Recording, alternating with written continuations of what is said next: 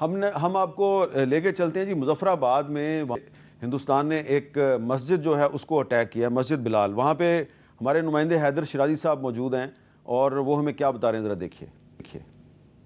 جی میں اس وقت سیدنا بلال مسجد میں موجود ہوں اور اس وقت وزیر اعظم ریاست جموں کشمیر انوار الحق صاحب یہاں پہنچے ہیں اور یہاں وزٹ کیا ہے اس علاقے کا. اور ابھی مسجد کی تازہ ترین صورتحال یہ ہے کہ انتظامیہ کے مطابق 12 میزائل داغے گئے تھے, جس میں 3 یہاں سے شہادتیں ہوئیں اور ایک خاتون زخمی ہوئی. اور مسجد جو ہے اس میں جو میزائل فائر کیے گئے اس کے بعد یہ صورتحال ہے. آپ خود دکھائیں تو یہ سامنے یہ ادھر کچن تھا, نیچے یہ واش روم کی جگہ تھی, دوسری طرف نماز پڑھنے کی جگہ تھی, جس کی وجہ سے اب یہ بہت زیادہ یہ اس میں دراڑیں پڑ گئی ہیں مسجد میں. اور یہاں سے شہریوں کو دور رکھا گیا ہے, جو بھی یہاں سے گزرتے ہیں ان کو دور کیا جا رہا ہے کہ کہیں یہ گر نہ جائے, تو اپنی حفاظت کے لیے. اور ساتھ ہی اگر آپ لیفٹ سائڈ پہ دیکھیں تو یہ اسکول بھی ہے, یہ بالکل اس کے ساتھ ہی جڑا ہوا اسکول ہے اور آبادی میں یہ مسجد تھی جس کو نشانہ بنایا گیا. مظفر آباد کی یہ صورتحال ہے کہ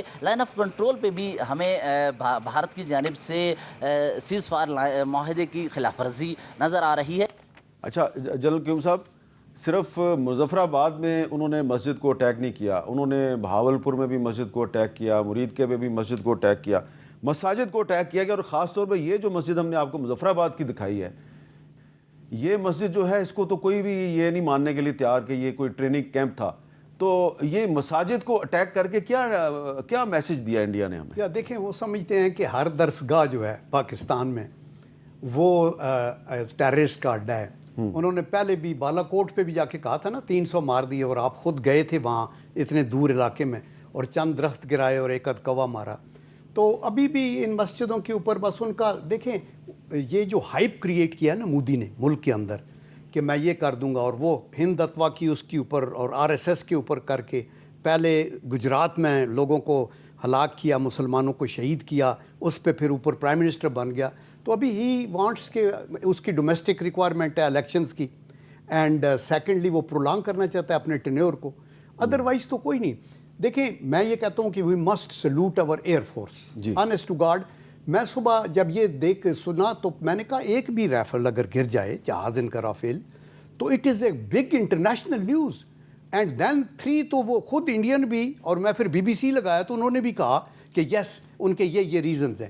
دیکھیں ان کو یہ جو سب کانٹیننٹ میں آرمز کی ریس انڈیا نے شروع کی, نیوکلیئر بنایا, ہم نے نیوکلیئر بنانا پڑا, میزائل شروع کیے, ہم نے میزائل بنائے, انہوں نے رافیل کا چکر چلایا, ہم نے وہ PL-15 والا ان کے سامنے آ گیا کہ یہ اس کا نکال دے گا. ابھی ان کو پتہ ہی نہیں ان کے ساتھ ہوا کیا ہے, دے ڈونٹ انڈرسٹینڈ. اور ایئر مارشل صاحب بالکل ٹھیک کہہ رہے ہیں کہ پلیٹ فارم نیا لینا, ہم آئی فون لے لیتے ہیں تو اگر ہمیں آئی فون کی استعمال کا نہیں پتہ تو ہم صرف چیٹ ہی کر سکتے ہیں نا. ان کو یہ L-19 نہیں ہے, یہ جہاز ایسا ہے جس کے ساتھ پوری عمر گزر جاتی ہے اویئرنیس ہونے کے لیے. تو یہ ایک بہت بڑا لاس ہے. 9 بلین کے 36 جہاز آئے ہیں, 4 جہاز کی قیمت ہے $1 بلین, 5 گرے ہیں ان کے, اس میں 3 رافیل ہیں. $1 بلین تو ایک جھٹکے میں ان کے چلے گئے. تو وہ تو سزا ہے ان کا, یہ جو پاکستان کے ساتھ ایک غلط پنگا انہوں نے لیا. لیکن اس کے بعد پاکستان کی کیا رسپانس ہوگی, آئی ایم شیور کہ سارے پروز اینڈ کانس انڈرسٹینڈ کریں. ایئر وائس مارشل صاحب یہ بتائیں کہ کچھ انڈیا کے ایکسپرٹس جو ہیں ڈیفینس ایکسپرٹس, وہ مسلسل وارن کر رہے تھے پچھلے 5-6 دن سے, مودی کو کہہ رہے تھے کہ پاکستان ایئر فورس جو ہے وہ انڈیا کی ایئر فورس سے سپیریئر ہے, اور اس نے اپنی سپیریورٹی جو ہے وہ 2019 میں ثابت کی ہے. اور ابھی بھی وہ کہہ رہے تھے کہ آپ ان سے زیادہ پنگا نہ لینا, آپ کی فوج بھی اس قابل نہیں ہے لڑنے کے, اور خاص طور پہ پاکستان کی ایئر فورس تو بہت ہی سپیریئر ہے انڈیا کی ایئر فورس سے. پروین ثانی صاحب جو ہیں وہ بہت کھل کے یہ بات کر رہے تھے, اور انہوں نے سوشل میڈیا پہ بھی یہ بات کی. اب جو ہوا ہے ان کے ساتھ, تو یہ پروین ثانی صاحب تو صحیح ثابت ہو گئے, ٹھیک ہے جی. ذرا اب ہمیں آپ سمجھائیے پاکستانی آڈینس کو کہ یہ اتنا فرق کیا ہے, پاکستان کی ایئر فورس جو ہے وہ اس کو انڈین ڈیفینس اینالسٹ کیوں کہہ رہے تھے کہ it is superior than Indian air force, وجہ کیا ہے؟ ہم سب صرف ڈیفینس اینالسٹ ہی نہیں بلکہ بھارتی فضائیہ کے جو سینئر آفیسر تھے, ان کے وائس چیف جو تھے, انہوں نے بھی دیکھیے فوج جو ہوتی ہے نا وہ ایک ریاستی ادارہ ہے, وہ پروفیشنل آؤٹ فٹ ہے, ان کا کام ہے ریاست کے مفادات کو, نیشنل سیکیورٹی کو سامنے رکھتے ہوئے بالکل آنیسٹ پروفیشنل اوپینین دے.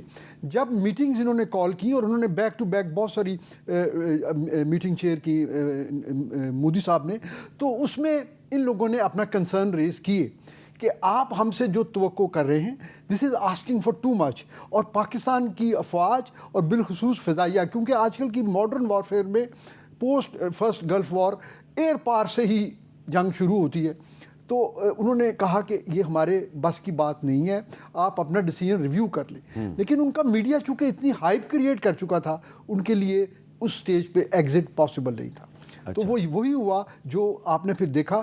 کہ اب آپ کا سوال کہ ہمارا اسٹرینتھ کیا ہے, دیکھیے یہ کچھ عرصے سے نا ایک ٹرم یوز ہوتی ہے first shot capability. First shot capability یہ ہے کہ آپ کے پلیٹ فارم پہ وہ ایویونکس ہوں, وہ ریڈارز ہوں اور وہ میزائل ہوں کہ آپ دشمن کے ریڈار یا دشمن کے میزائل کی رینج سے باہر رہتے ہوئے, یعنی اس کا جو فائرنگ انویلپ ہے اس سے باہر رہتے ہوئے آپ اس کو شوٹ کر لیں.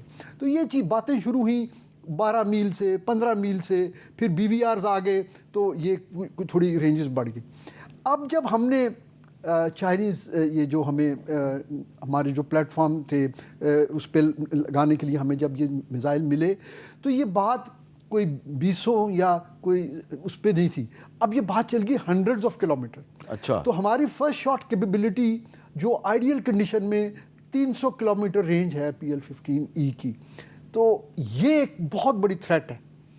یعنی دشمن کو آپ نظر نہیں آ رہے, آپ کے پلیٹ فارم پہ اس کو کوئی سگنیچر نہیں مل. اچھا, تو یہ جو آپ دشمن کے جہاز کو 300 کلومیٹر دور سے ٹارگٹ کر سکتے ہیں جی, تو دشمن کا جہاز رافیل یہ کام نہیں کر سکتا؟ وہ نہیں کر سکتا جی. اچھا جی, اور اگر اس کے اندر یہ پوٹینشیل ہوتا بھی تو ان کی وہ تیاری نہیں ہے. جیسے میں نے پہلے عرض کیا نا, دیکھیے یہ آج کل کے جو جہاز ہے نا, یہ جیسے جنرل صاحب فرما رہے تھے نا, یہ وہ جہاز نہیں ہے کہ آپ نے جو ہے بس بیٹھے رڈر تھراٹل اور ایلرونز کو استعمال کیا, بیسک فائٹر مینوورز کی, اور second world war first world war کی جو ہم موویز دیکھتے ہیں, یہ اس طرح کی جنگ نہیں ہے. آج کل کے ٹیکنالوجی انٹینسو, اس کے اندر اس قدر زیادہ اس میں جو ہے نا گیجٹس ہیں اور ٹیکنالوجی ہے کہ ایون ہمارے جو سینئر لوگ, میں آپ کو مثال دوں, جو ہمارے F-16 کے پائلٹس, جو F-16 کے جو شروع کے پائلٹس ہیں A اور B ماڈل کے, جب بلاک 52 آیا نا تو وہ کہتے تھے کہ یار ہمیں تو یہ نئے جہاز پہ ہمارے لیے سمجھنے کے ہمیں ٹائم چاہیے, تو یہ ینگسٹرز کا کام ہے. اور اب تو بات اس سے زیادہ 4.5 جنریشن تک چلی گئی, اور آگے انشاءاللہ ہم 5th جنریشن کی طرف جا رہے ہیں. تو یہ ٹیکنالوجی کو اسیمولیٹ کرنا, اس کو جو ہے نا, یہ ایک دن کی بات نہیں ہے. یہ ہمارے سینئرز کو اس کا کریڈٹ جاتا ہے کہ ہمیں ہمیشہ سے ٹیکنالوجی کا بھی ایج رہا اور اس کے ساتھ ساتھ تربیت کا بھی. جی, آپ کچھ کہنا چاہیں؟ میں یہ کہنا چاہتا ہوں کہ دیکھیے پاکستان کی آرم فورسز کو کیوں دنیا میں بہتر مانا جاتا ہے. اس وقت دنیا کے اندر 150 ملکوں کے پاس فوجیں ہیں, ان میں پاکستان پہلی 10 افواج میں آتا ہے. ویلر, پروفیشنلزم, بہادری, ڈیڈیکیشن, ول ٹو فائٹ اور جذبہ ایثار کے اندر. اس میں سیلر ہو, آپ کا ایئر مین ہو یا آپ کا سولجر ہو. ایئر مین کی بات جب ہم کرتے ہیں تو یہ آؤٹ اسٹینڈنگ اس لیے ہے, آپ یہ دیکھیں کہ جب 65 کی وار ہوئی تو یہ ہمارے ایسٹ پاکستان کے بنگالی بھائی ہمارے ساتھ ہوتے تھے. یہاں جب ایئر فورس میں رسال پور ٹریننگ ہوتی ہے یا PMA میں ہوتی ہے تو وہ اتنا شاندار, یعنی بین الاقوامی سطح پہ لوگ آتے ہیں تو کرتے ہیں. تو MM عالم نے کیا کیا 65 وار میں 1.5 منٹ کے اندر 5 جہاز اڑا کے رکھ دی. آج وہ یاد تازہ ہو گئی ہے کہ 5 جہاز اور اس کوالٹی کے جہاز. MM عالم کی یاد تازہ ہوگی.